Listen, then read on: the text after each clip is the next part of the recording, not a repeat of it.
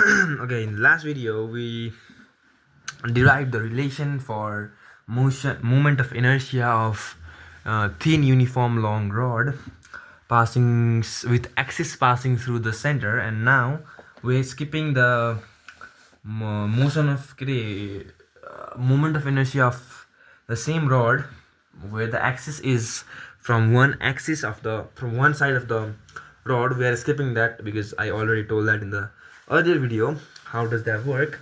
And now we're going to we're moving forward in the same chapter. So we are now going to the different terminologies and things we need to understand about this chapter. So first of all, we are now going to the very important thing: rotational rotational kinetic energy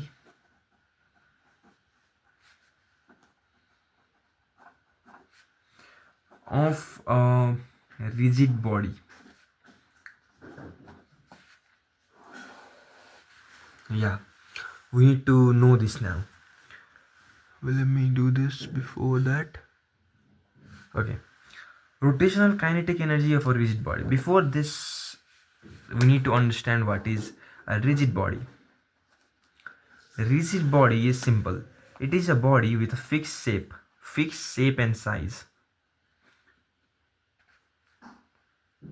But there is a problem that this might actually come in the exam. Like, question might ask you, what is a rigid body? This might be a 1 marks question. So then you cannot just write it is a body having a fixed shape and size. You need to define it. So let me give you a proper definition. You can write it like the body where the distance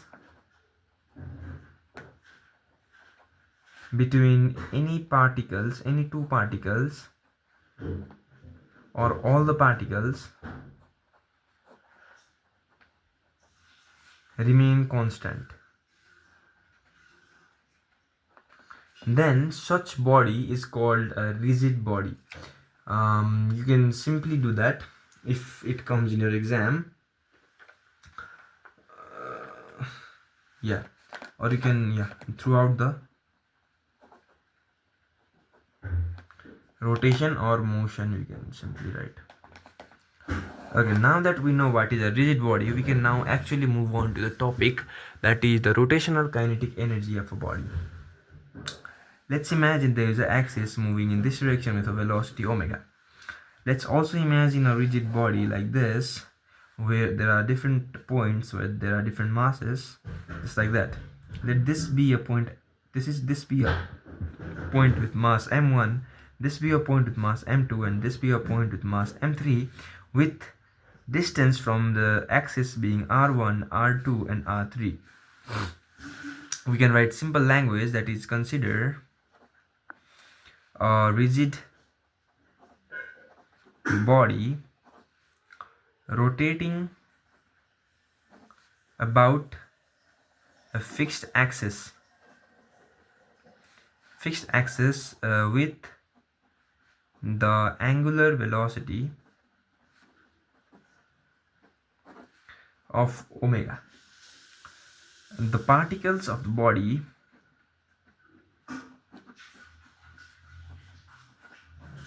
as indicated have masses m1, m2, m3 to mn at the distance of r1, r2, r3 to rn from the axis. Just like that. So then we need to find the rotational kinetic energy of a rigid body. But what we already know is the kinetic energy. Then the kinetic energy of the rigid body, what is it? We know that for this point it is 1/2 m1 v1 squared. and for this point this is 1 by 2 m2 v2 squared, with other point being m1 by 2 m3 v3 squared to 1 by 2 mn vn squared. We all get this much, right? This can be written as I told this in the earlier video that velocity 1 will be equal to radius times the angular velocity. That or let me just write this: 1 by 2 m1 r1 omega square. Why is there no omega? Because omega is same for every body, because everything is rotating with the angular velocity of omega, but the radius is different and mass of course is different. So this will be 1 by 2 m2 r2 omega squared plus 1 by 2 m3 r3 omega squared plus 1 by 2 mn rn omega squared. We know that what happened here is basically v is equal to r omega. That's the relation we use here, nothing more. Now we can take omega squared as common, that is 1 by 2 omega squared m1 r1 squared plus m2 r2 squared plus m3 r3 squared plus mn rn squared. Now from earlier relation of moment of inertia, from definition, what we know that moment of inertia is equal to the summation of the mass and the square of radius. We know that we skipped this in earlier video, but you need to know this, so remember this. That means it will be 1 by 2 omega squared. This can be written in summation form as just like this. You can put any variable here, mi ri squared. So this will be 1 by 2 omega square I, which can be written as 1 by 2 I omega square. This is the expression for rotational kinetic energy of the body. You can write the language. This is the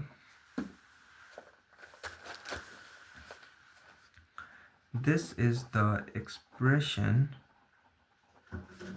for rotational kinetic energy of a body. Okay, now that we have done this, we need to move on to the next thing, and that is torque. Okay, yeah, we're gonna do it the same pace. Yeah, what is it? It is called torque, denoted by tau, just like that.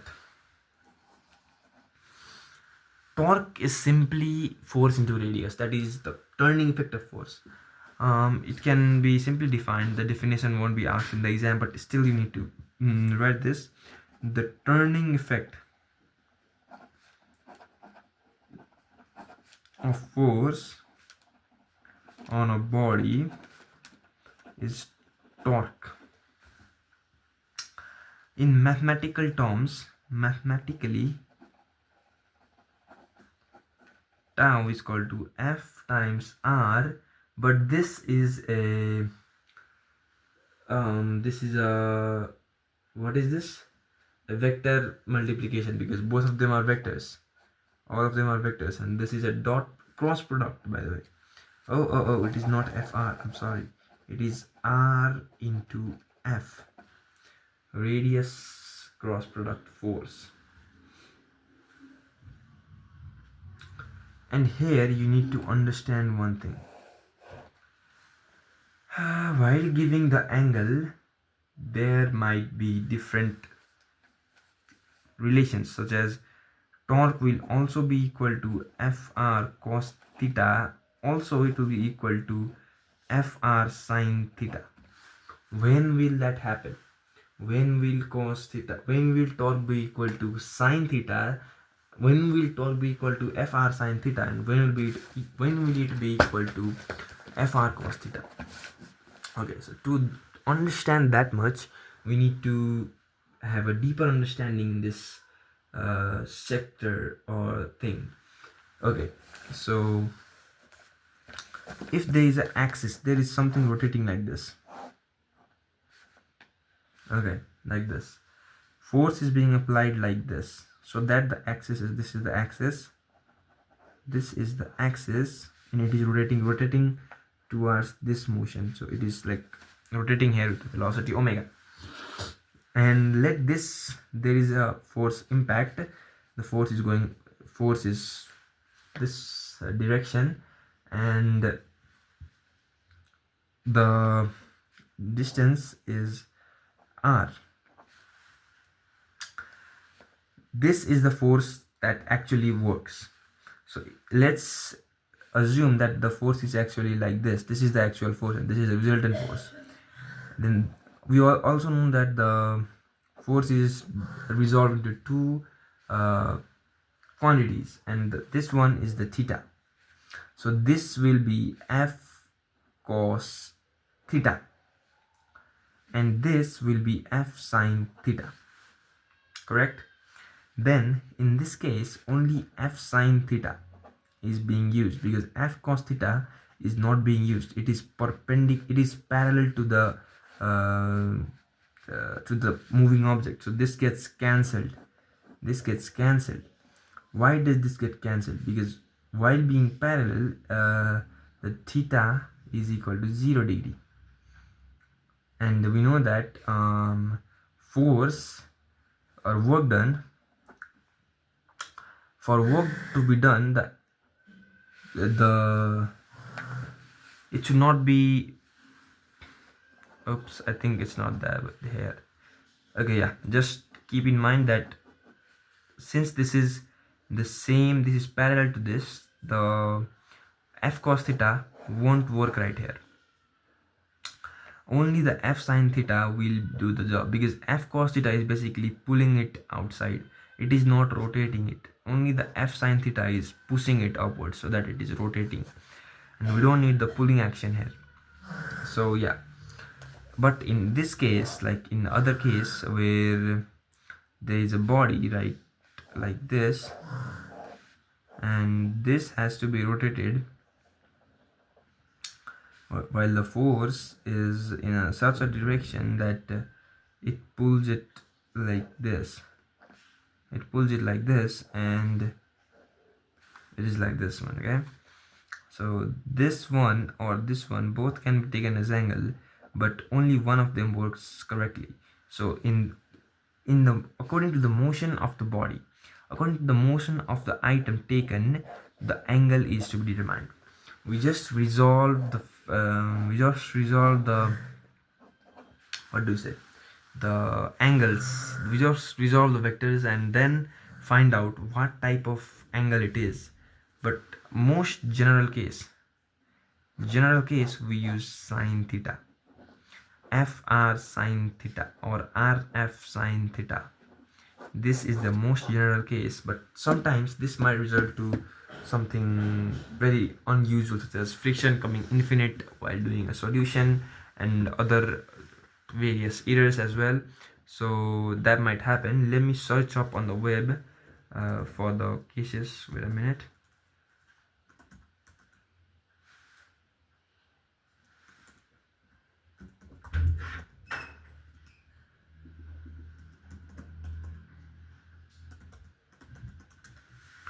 Let me search for some examples on the web.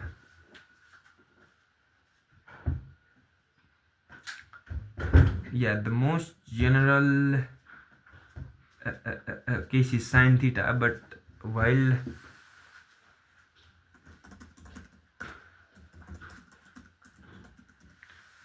the cos theta examples are electric and magnetic fields and other no, but there, yeah, just remember this one for now. I could not find an example for this one, but do remember that this exists in higher physics, and just keep this, that torque will be equal to fr sine theta for now. This is just what you need in your NEB exams. Now let's go forward to the relation between torque and moment of inertia. That is, what is the relation between I and tau? So just like the figure we drew earlier, or the language we wrote earlier, this language with this m1, m2, m3, each on a distance of r1, r3, r2, and rotating with the omega. Just write that language part right here. I'm not doing it again. Just write the language right here. Relation between these. Okay, write the language right here. And now what we need to add in the language is when a constant torque or you add a force, this body is rotating itself and you add a force, you like push this body in one direction. So you can write here, when a constant torque is applied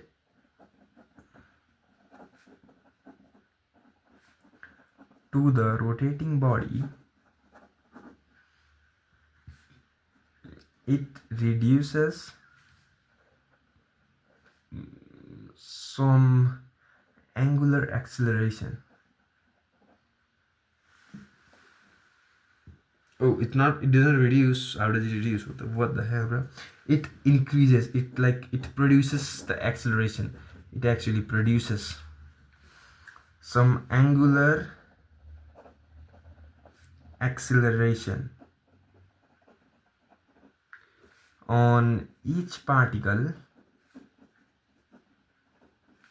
but varies with radius, because the particle who is moving in this circle, this m3 and this m1 and this m3, they are covering a different circle. Their circle is larger.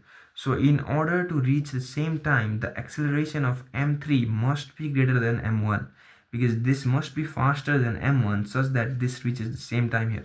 You can simply imagine, like, while you are rotating this pin cap just like this, the part where there is, where the this thing, what is it called, this, the holder is there versus not no holder, like in the same point, like right here you can see, okay. Look at this, right here where there is no holder, under this small gap, the particles in this area and the particles in this area, while you rotate this just like this, this part is highly accelerated compared to this part. Oh wait, no, this part is highly accelerated. The part with larger radius is more accelerated compared to the part with a lower radius. Similarly, it varies with radius. So the total torque will be basically equal to r1 f1. And why we are neglecting the angle is because the angle is perpendicular. The angle, I mean the angle between the radius and the force. Look at this, the force is applied in this direction or in this direction. There is only two directions for the force to be applied, and the angle is 90 degree in any case. And we know that sine 90 degree is equal to, what is sine 90? But let me put in the calculator. What is sine 90? Where is my calculator?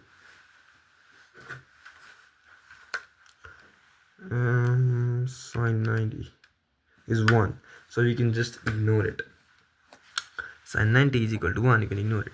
So plus r2 f2 plus everything, right? Everything up to r n f n. Now you might ask this, for the same force applied, why are we writing different f's? That is because although we apply same force, the force accepted, or the force that actually is being used for the rotation of the particle in that particular point might be different. For example, we know that force is basically mass into acceleration. Since mass is different, And for, let's assume that the 2 points are having identical mass, even then their acceleration will vary.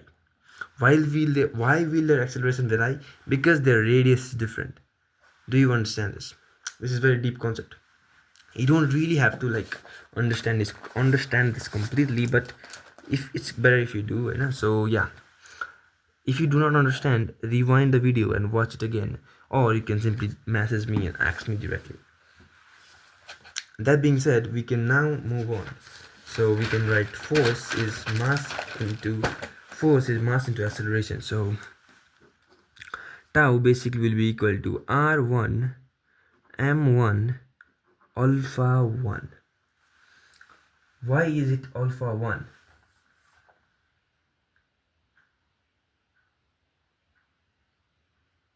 I mean to say, why? What am I? It's not alpha, I'm sorry, it's a. One more thing I forgot to tell you all is that their circular acceleration and their linear acceleration, it's different thing. This particle is accelerated faster than this one, that's very logical, but their angular acceleration is always the same, because angular velocity is always the same, and the time of course is not even taken in this context. So remember that a is different but alpha is same, v is different but omega is different, just like we did earlier right here. Just right here, look at this. V is different for everything, but since radius comes in power, it changes omega being identical. Similarly right here, a1 plus r1 r2 m2 a2 plus r3 m3 a3 plus rn mn plus rn mn an. We can write this again. A1 is r1 times alpha plus r2 m2 r2 dot alpha plus rn mn rn times alpha. Now we can again take alpha common here, and this is r1 squared and m1 plus r2 squared m2 plus rn squared mn, just like that.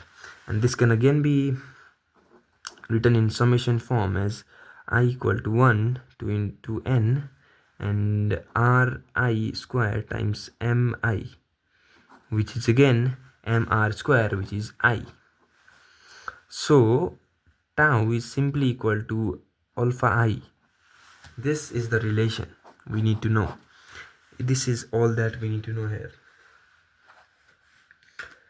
So what we also have to note down, that there is a note here. If alpha is 1 unit, if alpha is 1 unit here, if alpha is 1, then tau is also equal to 1 unit. That is, moment of inertia is equal to torque which produce unit angular acceleration. This might not make sense while you read it the first time, but when you realize that there was no alpha before there was no force, that means while you were not applying any sort of force, the rotational force like this, while you were not supplying any sort of force, it was moving with a uniform rotational velocity omega, then there was no alpha, because while omega is uniform, that means omega just does not change every second, which is alpha is 0. So that implies this is basically the function of angular acceleration. The torque is function of angular acceleration. Now we need to remember that moment of inertia is equal to the torque which produces unit angular acceleration.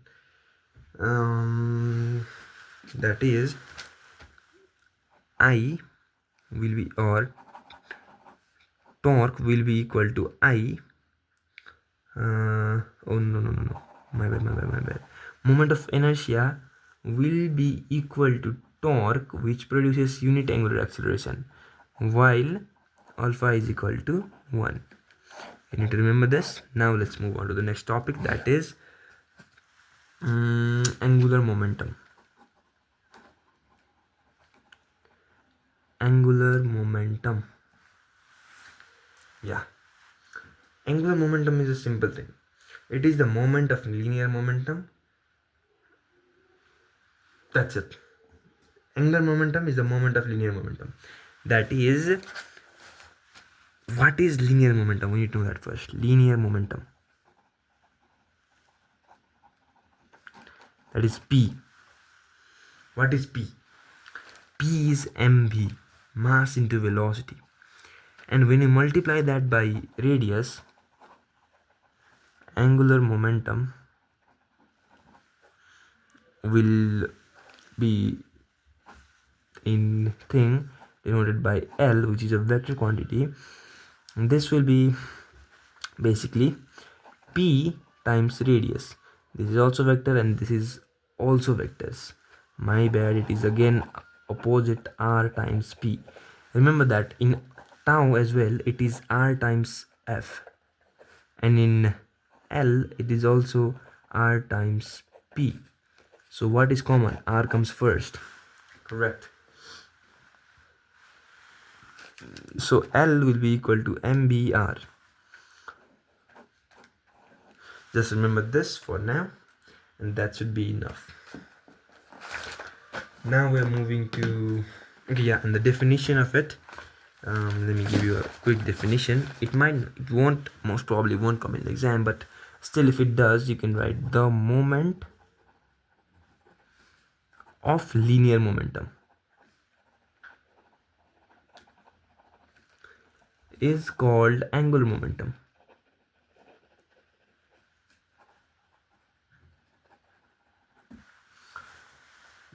And by this moment, what do you understand is, let me give you a quick thing, a quick definition.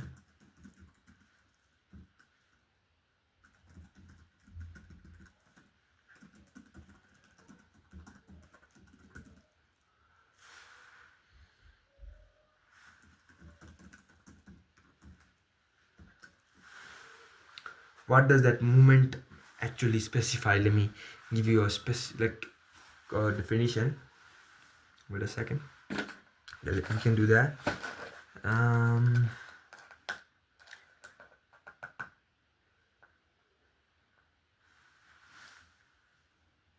Yeah, okay. So in physics, moment of a physical quantity generally means the quantity multiplied by its perpendicular distance from a point or axis. Just like torque is the moment of force, angular momentum is the moment of linear momentum. In simple words, angular momentum tells you how much linear momentum is rotating around a point. So you understand that moment basically is perpendicular distance or radius from the axis in physics. So you need to remember this main thing. Moment implies perpendicular distance from a axis. That's moment. Now that set, we can now move on to the next topic, that is a relation between angular momentum, moment of inertia,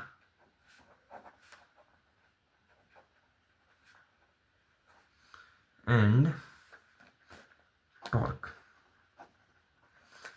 we again make the same exact figure just like that. M1, M2, M3 from distances R1, R2 and R3, and we write the same language right here as well. You write it yourself, right? Okay, now what we need to add here is when the body rotates. When the body rotates about an axis with angular velocity omega, each particle have different linear velocity. Oh, we already know that. We don't need to write that. Okay.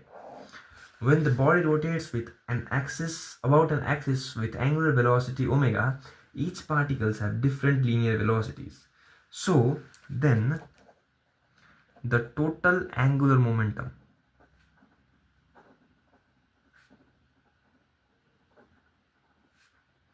what is it? We know that mvr is total angular momentum. Mass is different, velocity is different, radius is different, plus m2 v2 r2 plus mn vn rn.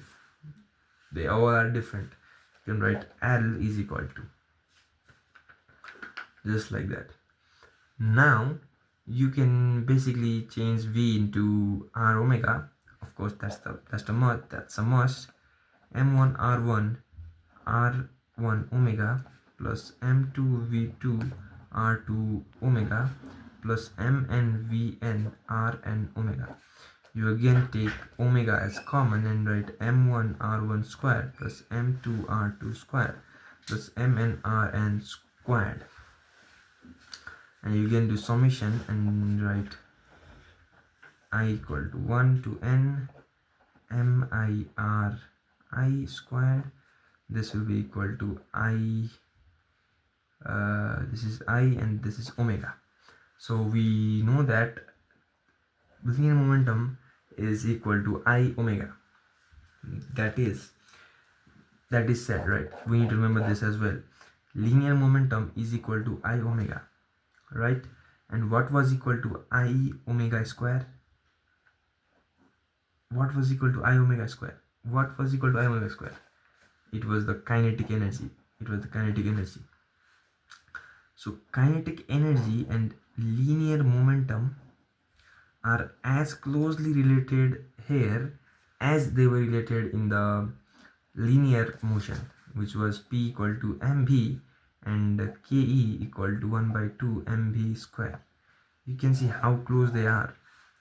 Yeah, we need to compare while studying like this. We now know this. We differentiate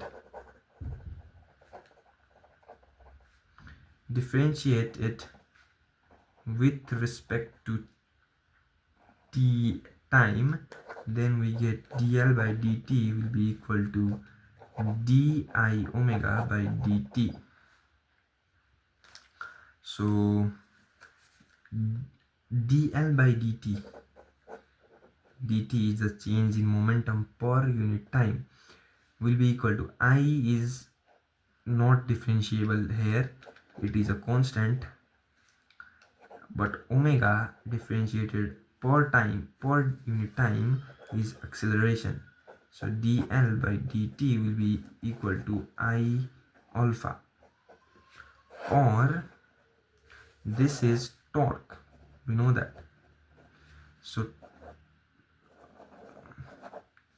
dl by dt equal to torque. This is a very important relation to remember. This is very common in MCQs and 1 mark questions.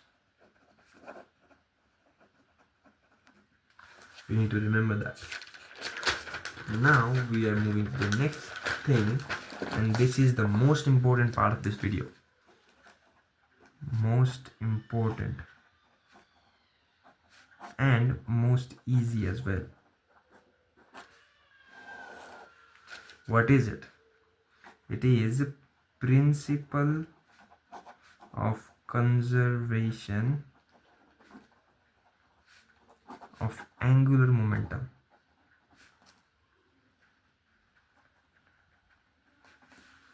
What does it state?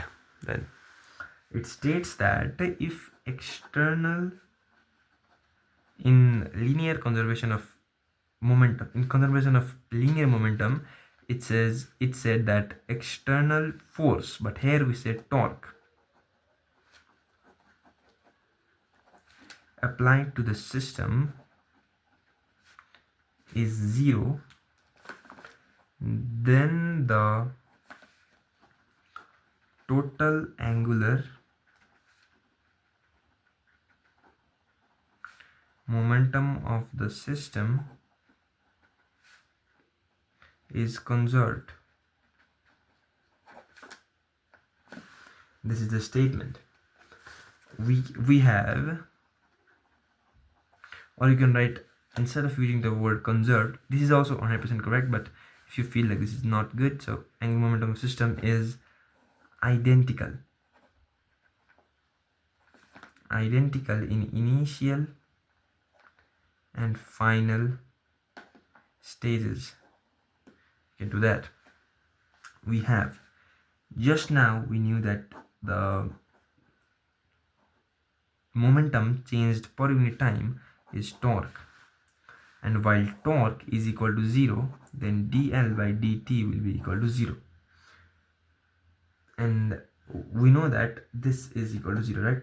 So while this is equal to 0, if this goes the other side, dl equal to 0. Now if we integrate this, what do we get is dl equal to 0. This will be a constant because that's constant, right? This becomes L is equal to constant. And what is L? We just derived. L is I omega is constant, or I1 omega 1 equal to I2 omega 2. This is the most important thing in this chapter. For numericals, for short questions, for everything, this is very, very important. Now we are reaching to the end of the session today, and the last thing for today is power and work done by a couple. Couple here means two forces equal and opposite, but not in the same line of action. Two forces, one right here, of equal and opposite magnitude right here. Let this be the point A, let this be the point B. When force of F magnitude is applied on the both sides in opposite direction, just like this, then let this be the center, then this reaches right here and the B reaches just right there. There is a circular motion, as you can see. A circular motion is experienced or observed. Let this be the theta displacement, and this will also be equal to theta vertically opposite, and this is radius r. Then this will also be radius r, since we are assuming equal distances. Then work done, we're finding power and work done. So work done is basically force into displacement. You can just write force into displacement. Displacement is, let this point be A prime and this point be B prime. Then what do we know here? What do we know here is that force is just F, and displacement is, what is it? For, let's just see for this side again, for this much. Force is F and displacement is this much. Let's just write it A prime for now. And again, for this part, we just add it and just do F times into B prime.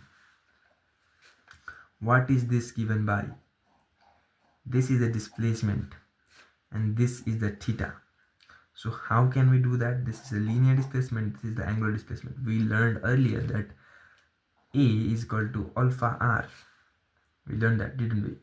So what is now, so S will also be equal to theta r. Are you thinking about this? Yep, so S will be equal to theta r. So theta is this and r is this, so you can just write f is equal to theta is theta, r is r, f times, sorry, plus f times theta r is the same. This will be f plus f 2f. Oh no, you can just take f common, and okay, everything is common, so you can just do everything. So like, yeah, 2f r theta, just like that. And now we know that fr fr is something else. What is it? Fr,